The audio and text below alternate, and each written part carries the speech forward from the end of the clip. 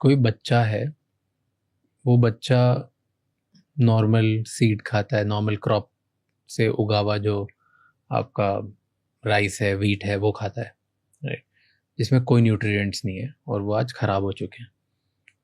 तो उसके ब्रेन को क्या होता है, क्या डेफिशिएंसी आ जाती है जिसकी वजह से उसका ब्रेन डेवलप नहीं हो पाता, या उसकी ग्रोथ में क्या प्रॉब्लम आती है?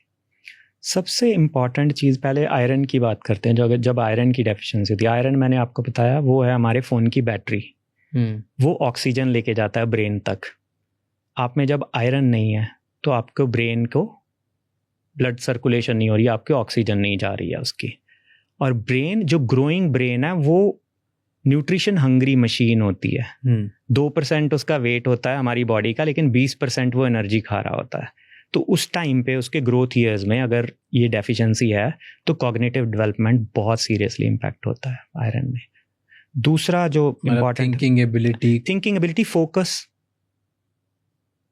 नहीं कर पाते हैं बच्चे, तो वो परमानेंट, एक आपने सोची उसकी लर्निंग आउटकम्स चेंज कर दी, और वो साल उसके डिसाइड करते हैं वो आगे जाके क्या बनना था, तो आपने उसका फ्यूचर चेंज कर दिया एक सही टाइम पे उसे न्यूट्रिशन नहीं देके। जिंक है जो वो हमारे वाईफाई जैसा है, वो बहुत सारे ऐप चलाता है हमारी बॉडी में। वाईफाई नहीं है तो ऐप बंद हो जाएंगे, या नेटवर्क समझिए, तो नेटवर्क नहीं है तो ऐप सारे बंद हो जाएंगे। ऐप कौन कौन से? इम्यूनिटी सबसे बड़ा कंपोनेंट जिंक लेके आता है, इम्यूनिटी का। आपको याद होगा जब कोविड हुआ था, बाकी सब दवाई लिखी जाती थी, साथ में एक जिंकोवेट की टैबलेट लिखी जाती थी, क्योंकि zinc is needed for building your immunity. सबसे बड़ा वो ऐप जो हमारी बॉडी में चला रहा है। फिर जिंक ग्रोथ का ऐप चलाता है। अगर जिंक नहीं है तो आपकी ग्रोथ ही रुक जाती है, स्टंटिंग हो जाती है। जैसे हमने देखा 35% बच्चे अपनी नेचुरल जो पॉसिबल उनकी पोटेंशियल हाइट थी वहाँ पहुँच ही नहीं पाते हैं, मेंटली भी स्टंटेड रह जाते हैं, कॉग्निटिवली नहीं डेवलप हो पाते हैं। तो इम्यूनिटी आपकी वहाँ से आती है, ग्रोथ वैसी आती है। अब आपका स्किन, मतलब जिंक के तो हज़ारों फैक्टर्स हैं जिसके ऊपर वो काम करता है। स्किन, आपकी स्किन की प्रॉब्लम्स आपको जो होती हैं, diarrhoea is associated with zinc deficiency, तो वो पर्टिकुलरली बच्चों को बहुत लेवल पे इम्पैक्ट करती है जिंक डेफिशिएंसी। तो वो जो उसको नॉर्मल अपॉर्चुनिटी मिलनी थी to grow, to become something in life, if there are nutrition deficiency, वो सीरियसली इम्पैक्ट होती हैं। ओके। And मुझे क्या impact होगा now that I'm a grown person? So like I said, all those apps you also need, right? You need to glow, you need to grow, you need to have immunity. So all those things same rules apply. But मेरी growth stunt नहीं होगी ना अब तो, जितना होना। हाँ, वो आपको उतना impact नहीं होगा उस पे, क्योंकि आप वो growth stage से बाहर हो। बट आपको जिंक की जो बाकी के सारे impact हैं जो जिंक लेके आता है, वो benefits आपको नहीं मिलेंगे।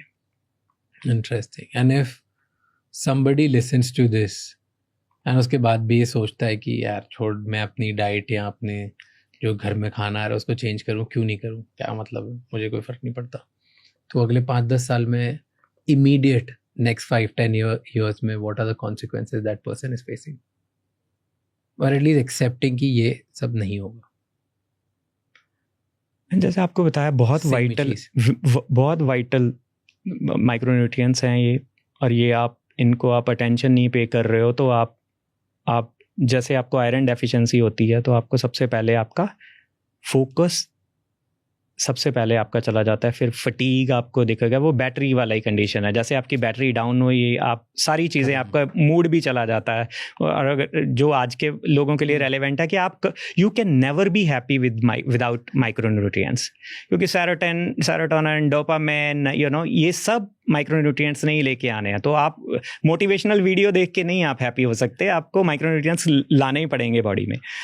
तो और जिंक के मैंने आपको बताया कि ये जो सारे की एप्स हैं इनका प्रीकर्सर है। इनफैक्ट आप जो प्रोटीन भी खाते हो, प्रोटीन के 2 बहुत ही जिगरी दोस्त हैं, जिंक एंड आयरन। प्रोटीन भी खाते हो तो वो भी मेटाबोलाइज नहीं होता बॉडी में अगर जिंक एंड आयरन नहीं है।